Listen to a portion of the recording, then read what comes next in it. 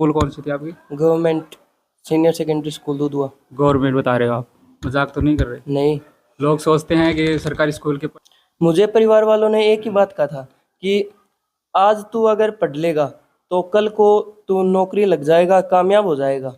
बस हम ये शिक्षकों का बहुत ज़्यादा सहयोग रहा है। सभी शिक्षकों ने हमें बहुत ज़्यादा मोटिवेट भी किया था। यहाँ के टीचर मूंगफली खा के तो नहीं जाते ना? नहीं। ये बताओ आपने कितने % नंबर बने? और नमस्कार, मैं आपके साथ सुनील पंगाल और आप देख रहे हैं राजस्थान चौपाल। साथियों, इस वक्त मौजूद हैं राजकीय उच्च माध्यमिक विद्यालय दूधवा, जो कि पिलानी विधानसभा के अंदर आता है।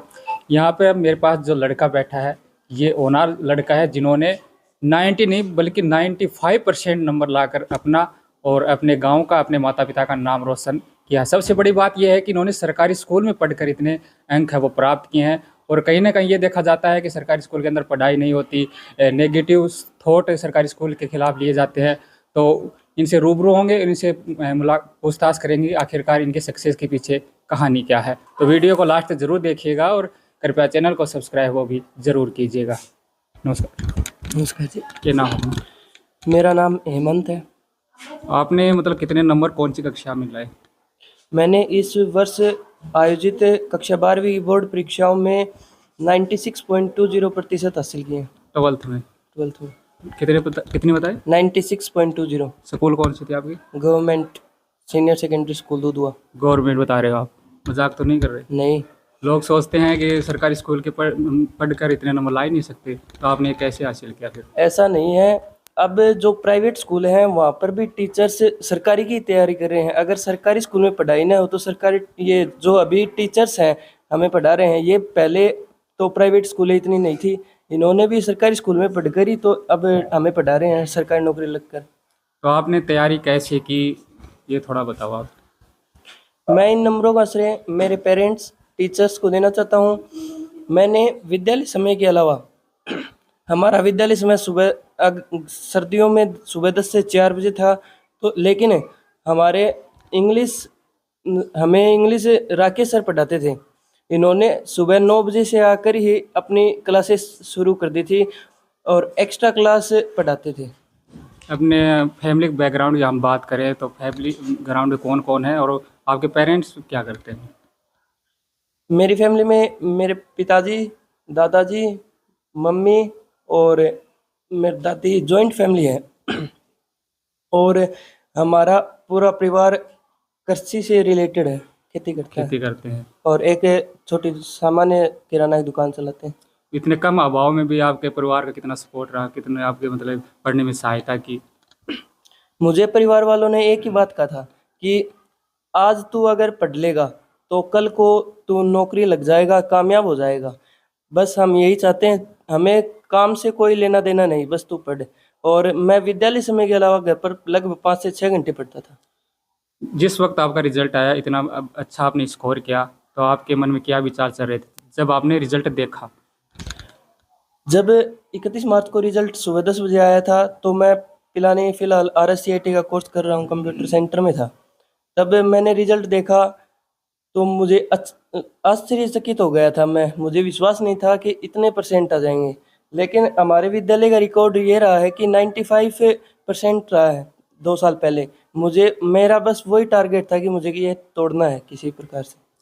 तो एक तरफ बच्चे देखते हैं स्कूल में पढ़ते हैं, उसके बाद ट्यूशन का भी सहारा लेते हैं, क्या आपने ट्यूशन का सहारा लिया था? नहीं, मैंने कोई ट्यूशन का सहारा नहीं लिया।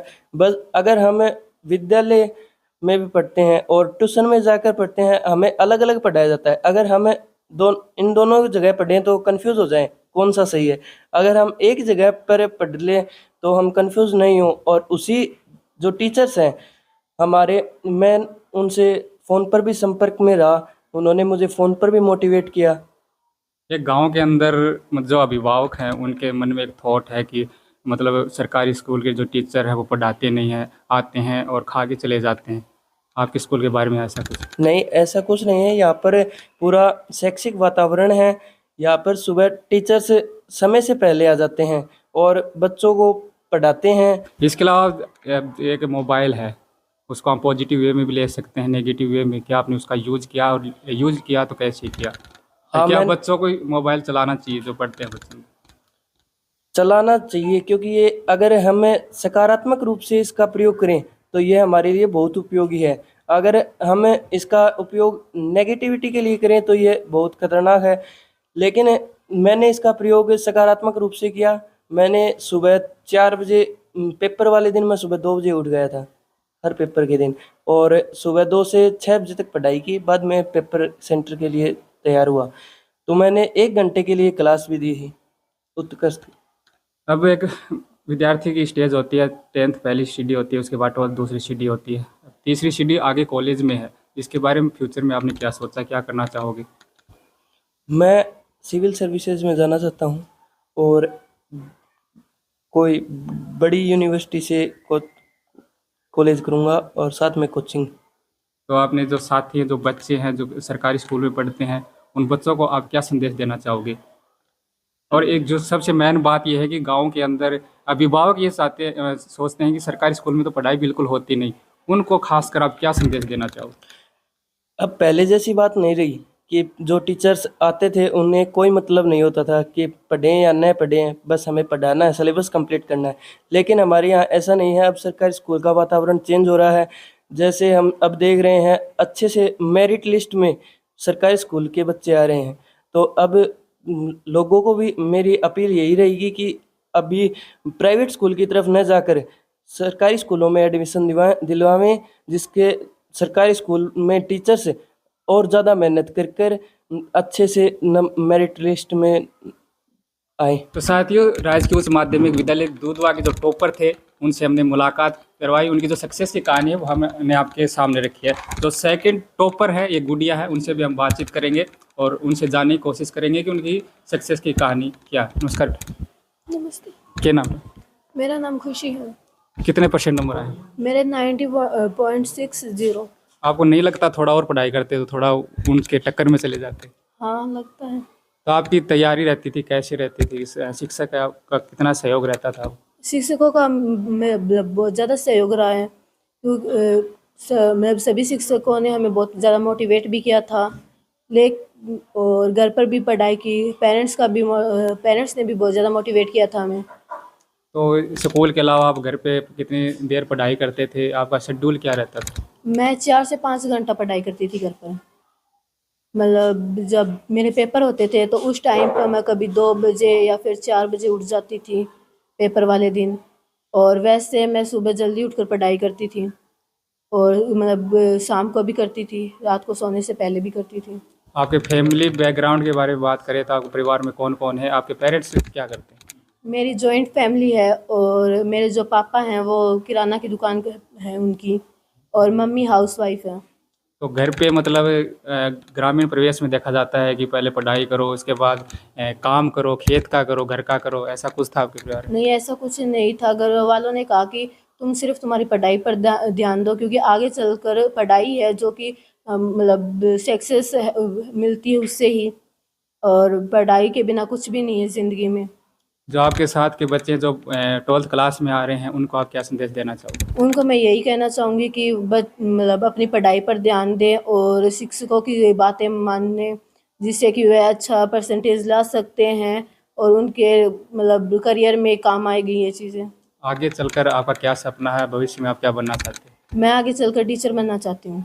तो साथियों, ये 2 बच्चे थे, होनहार बच्चे हैं। इसके अलावा भी इस स्कूल का जो रिजल्ट रहा 100% रहा है। और उसके बाद हमारे साथ ये गुड़िया है, इन्होंने 10th में 90+ स्कोर करके इस स्कूल का नाम किया है और अपने परिवार का नाम है वो रोशन किया। चलो इनसे भी हम बातचीत करेंगे और उनसे भी उनकी सक्सेस की कहानियाँ पूछने की कोशिश करेंगे। नमस्ते बेटा। क्या नाम है? रितिका। तो ये सबसे पहले बताओ अपनी स्कूल के बारे में आप क्या कहना चाहो? ये स्कूल बहुत अच्छी है और यहाँ की पढ़ाई भी बहुत अच्छी है और यहाँ के टीचर्स भी बहुत अच्छा पढ़ाते हैं और मतलब यहाँ की पढ़ाई भी बहुत अच्छी है। यहाँ के टीचर मूँगफली खा के तो नहीं जाते ना? नहीं। ये बताओ आपने कितने % नंबर बने और कैसे आपने ये रिकॉर्ड हासिल किया? मेरे 91.83% परसेंटेज बने हैं और मैंने मतलब इनके लिए मतलब बहुत मेहनत की थी, लेकिन फिर भी मेरे थोड़े कम बने हैं परसेंटेज। खुश नहीं हो?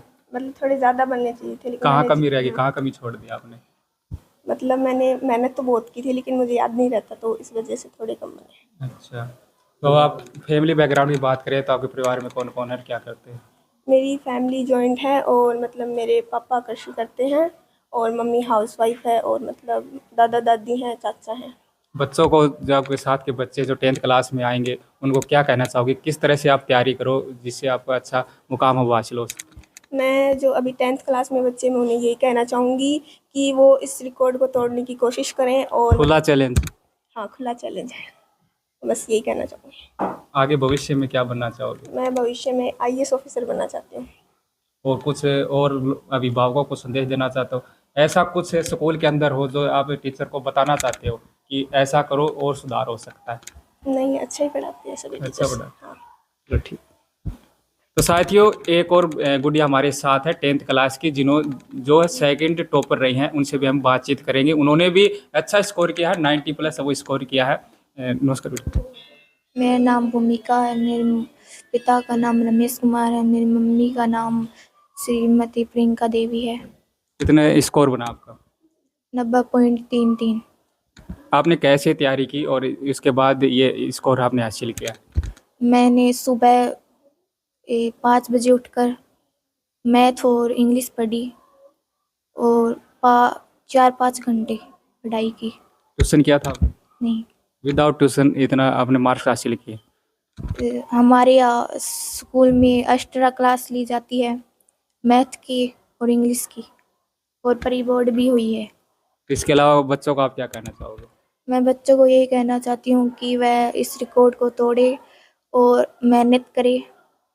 आपने इतना अच्छा स्कोर हासिल किया है, सभी बच्चों ने, स्कूल की तरफ से कोई प्रशंसा मिली है आपको? कोई स्वागत किया है या फिर कोई अन्य गिफ्ट आपको दिया गया है? हाँ, तो साथियों, यहाँ के जो होनहार बच्चे हैं उनसे हमने बातचीत की, उनकी जो सक्सेस की कहानी है वो हमने आपके सामने शेयर की है।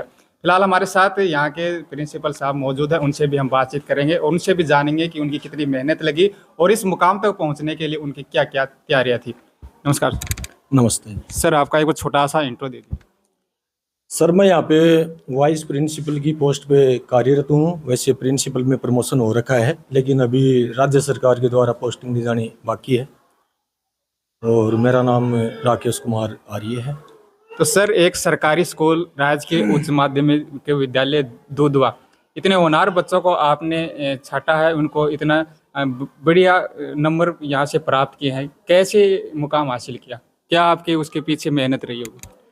सर, हमारी स्कूल की जो मेहनत है, मेन रोल है, वो काफ़ी है। यहाँ की जो टीम है, जैसे 12वीं की बात करें कि जो हेमंत है, जिसका भी आपने इंटरव्यू लिया है, वो 96.20 रहा है।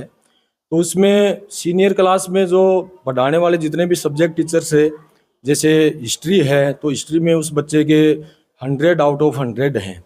तो ये टीचरों का खुद का बहुत डेडिकेशन है, टीचर्स का भी जुनून है, और उस बच्चे के अंदर भी मोटिवेशन डालना है कि उस सब्जेक्ट को एक जीना सिखा दिया। इसके अलावा जो पॉलिटिकल साइंस है, तो पॉलिटिकल साइंस में भी उस बच्चे के 96 नंबर हैं। हिंदी लिटरेचर है तो उसमें भी 98 नंबर हैं। और अपन कंपलसरी हिंदी की बात करें तो भी उसके 94 हैं, और इंग्लिश जो है उसमें भी उसके 93 नंबर हैं। तो सारे के सारे जो टीचर हैं उन्होंने अपनी जी जान से एक मेहनत लगा दी, क्योंकि 2 साल पहले यहाँ का जो रिकॉर्ड था 95%, तो वो अब की बार तुड़वाना था। और हम तो ये चाहते थे कि एक ही बच्चा नहीं, लगभग 4-5 बच्चे कम से कम इस रिकॉर्ड को तोड़ें। लेकिन अभी राज्य सरकार के द्वारा SIR में ये लगाने से हमारे पॉलिटिकल साइंस के जो लेक्चरर थे उनको भी 2-2.5 महीने आउट रहना पड़ा। तो थोड़ा सा ये डिस्टर्बेंस हो गया, नहीं तो 2-4 बच्चे और भी आ सकते थे। आपने भी SIR का जिक्र किया जी। आपकी ड्यूटी भी लगी होगी, आपके टीचर की ड्यूटी हाँ, भी। बिल्कुल कितना लगी। नुकसान स्कूल को देखना पड़ा इसमें? सर, इसमें बिल्कुल नुकसान हुआ है। हमारे मुख्य रूप से जो बता रहा हूँ कि जो लेक्चरर हैं राजकुमार जी, वो SIR में सुपरवाइज़र का काम कर रहे थे। तो उनके नीचे 8-10 ये BLO थे, तो उनको बार बार संभालने से क्लास से पूरी तरह से डिस्टर्ब हो रही थी। और इनके जो नंबर आने के बच्चों का जो टीचर्स है, इनका योगदान ये, अभी बच्चे ने बताया कि एक्स्ट्रा क्लासें हुई, तो 12th की तो विशेष रूप से इंग्लिश की एक्स्ट्रा क्लास हुई, जो मैंने ही पढ़ाया है, तो सुबह आके एक्स्ट्रा क्लास लेते थे। इसके अलावा सभी टीचर अपना वीकली टेस्ट, मंथली टेस्ट, और यहाँ तक कि हमने प्री बोर्ड भी एक होता है, तो लेकिन अब की बार 2-3 दिन प्री बोर्ड भी हुए हैं इवन यहाँ पर। और प्रत्येक बच्चे की एक एक कमी को छाट के प्रत्येक सब्जेक्ट टीचर ने बच्चे को बताया है कि आप, ताकि परीक्षा में इस प्रकार की जो कमी है उनका दोहराव न कर सको। एक बार आप ना 10th और 12th का ओवरऑल रिजल्ट है वो बता दीजिए, ताकि एक अच्छा संदेश है वो जा सके। कहीं ना कहीं लोगों की ये धारणा बनी हुई है कि सरकारी स्कूल के अंदर पढ़ाई नहीं होती, टीचर ऐसे ही आते हैं चले जाते हैं। एक बार आपका ओवरऑल रिजल्ट है वो बता दो। ओवरऑल तो दोनों जो क्लास हैं हमारा, उनका ओवरऑल रिजल्ट 100% है। बाकी 100% जो 12th क्लास है उसमें हमारे पास 20 बच्चे थे, तो 20 बच्चों में से जो 16 बच्चे हैं 16 वो 5 डिवीज़न से हैं, और बाकी जो 4 बच्चे हैं वो 2nd डिवीज़न है। हालांकि वो गुड 2nd डिवीज़न है, अब वो 55% है और 59% पर भी हैं, और 90 से अब हमारे 12th के अंदर ये जो 2 बच्चे हैं अभी आपने इंटरव्यू लिया है ये हैं। और जो 12th क्लास है उसमें ओनली 15 बच्चियाँ थी, और उनमें से भी जो 3 बच्चियाँ हैं वो हमारे 90 क्रॉस हैं। आपने रिकॉर्ड तोड़ने की बात की, आपने पीछे 2 साल पहले का रिकॉर्ड तोड़ा, अब आगे रिकॉर्ड तोड़ना है हमें, उसके लिए आपकी क्या रणनीति रहेगी? बिल्कुल सर, ये जो रिकॉर्ड्स हैं, records are made to break. Record तो हमेशा टूटने के लिए बनाए जाते हैं। तो रणनीति यही है कि जो भी अभी जो टीम है, जो इस समय इन्होंने अपनी लगन और मेहनत से काम किया है, तो अब की बार ये अपनी एक मतलब डबल ऊर्जा से बिल्कुल मोटिवेटेड हैं, पूरा टीचर भी हैं और बाकी जो बच्चे हैं, क्योंकि हमने इनका जो प्रोग्राम किया है तो बाकी के और भी बच्चे हैं जो अभी 10th में हुए हैं और 12th में हुए हैं, वो भी बहुत मोटिवेटेड हुए हैं कि हम भी अब की बार ये मुकाम हासिल करें और इनसे अच्छा नंबर लेके आएँ। और इसके लिए हमने स्टार्टिंग से एक अच्छी रणनीति को तैयार किया है।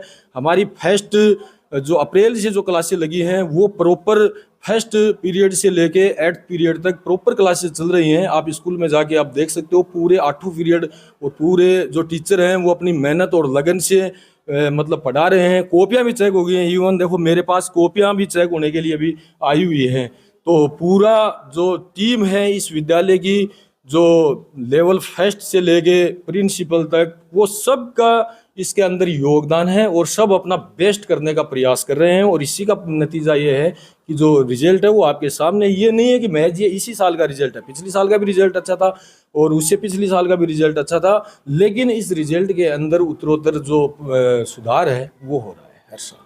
अपने गांव के लोग हैं, सरकारी स्कूल में भेजना नहीं चाहते, उनको आप क्या कहना चाहोगे, उनसे क्या अपील करना चाहोगे? देखो सर, हम किसी की मानसिकता को नहीं बदल सकते, लेकिन हमारे यहाँ पे रिजल्ट को देख के और जो बच्चे यहाँ पे आ रहे हैं उनके अंदर जो संस्कार हैं, उनके अंदर जो अनुशासन है, उन सारी चीज़ों को यदि गांव वाले देखते हैं तो निश्चित रूप से अपने बच्चों को जो महंगी फीस दे के प्राइवेट स्कूलों में पढ़ा रहे हैं उससे बेहतर ये है कि यहाँ पे भेजना चाहिए। क्योंकि गवर्नमेंट ने हमें जब इतनी सुविधाएं प्रदान की हैं, हर बच्चे को किताब से लेके मतलब ड्रेस सब कुछ मुफ्त में दिया जा रहा है, गवर्नमेंट की इतनी योजनाएं हैं। और हाउस होल्ड सर्वे के दौरान हम घर घर जाके जो गवर्नमेंट के द्वारा जो स्कीम चलाई जा रही हैं, वो भी जिस घर में 3 से 18 साल तक के 14 साल तक के जो बच्चे हैं उनको हम सब बता रहे हैं, हमारी जो टीम है वो बता रही है और मोटिवेट भी कर रहे हैं। हालांकि इस दूधवा गांव में जो गांव के लोग हैं उनका जो रवैया है वो स्कूल के प्रति बहुत ही सकारात्मक है और समय समय पर वो स्कूल में आते हैं और समय समय पे मतलब बच्चों को प्लस स्टाफ को दोनों को मोटिवेट करते हैं। तो हमें उम्मीद है कि इस साल जो हमारा नामांकन है वो जो सरकार के द्वारा निर्धारित जो लक्ष्य है पिछले बार के जो नामांकन से 10% बढ़ाने का, तो उम्मीद करते हैं कि 10% से ज़्यादा ही हमारा नामांकन का लक्ष्य है वो हम प्राप्त कर पाएंगे। तो लास्ट में सरकार से क्या कहना चाहोगे कि एक ऐसी सुविधा दी जाए कि बच्चों को और प्रोत्साहन मिले और रिजल्ट है वो भी बेहतरीन बने? सरकार तो अपने लेवल पे सब कुछ सर अच्छा ही कर रही है। नहीं, कहीं पर देखते हैं बिल्डिंग गिरी हुई है, कहीं पर कुछ हो रखा है। वो तो समय समय पर विभाग है वो मांग रहे हैं कि जहाँ पे जो बिल्डिंगों की हालत वगैरह जो भी है जर्जर अवस्था में है या और है, तो उसको वो एक अलग प्रोसेस है, उसमें सरकार अपना जो स्कूलें इस प्रकार की चीज़ें भेजती हैं उनको वो राशि जारी कर देती है और वहाँ पे हो जाता है। हालांकि यहाँ पे ऐसी कोई स्थिति नहीं है। मैं प्रधानाचार्य राजकीय उच्च माध्यमिक विद्यालय दूधवा। इस वर्ष बोर्ड परीक्षा में उच्च माध्यमिक और माध्यमिक परीक्षा का परीक्षा परिणाम जो है वो इस विद्यालय का बेहद शानदार रहा है। इस विद्यालय के विद्यार्थी हेमंत ने 96.20% अंक प्राप्त करके ब्लॉक स्तर पर कला वर्ग में टॉप किया है। मैं समस्त मेरी विद्यालय की टीम को, समस्त अध्यापकों को इस शानदार सफलता के लिए बहुत बहुत बधाई और शुभकामनाएं देता हूं।